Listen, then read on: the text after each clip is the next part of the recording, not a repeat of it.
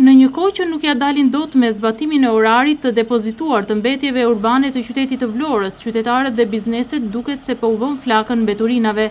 Një shqetësim serioz ky, ndërsa qytetarët dhe bizneset harrojnë se koshat e djegur janë bler nga taksat që ata paguajnë. Por kjo gjë nuk është as pak imazh i mirë për qytetin e Vlorës në një kohë kur jemi në sezonin turistik.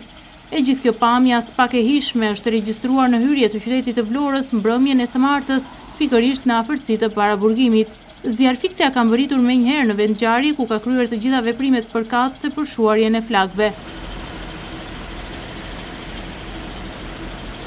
E megjithse flakët janë shuar dhe nuk është lejuar më tej përhapja e tyre, situata është shqetësuese dhe kërkohet ndërgjegjësim si nga qytetarët, po ashtu dhe nga bizneset, për shkak se këto veprime as pak qytetare nuk i nderojnë as ata dhe as qytetin përballë shumë pushuesve vendas dhe të huaj që po zgjedhin Vlorën në këtë sezon veror për të kaluar pushimet. Bizneset duhet të edukohen me respektimin e orarit të vendosur nga bashkia për depozitimin e mbeturinave, që për këtë sezon turistik është fasha 22 deri në orën 1 të mbrëmjes.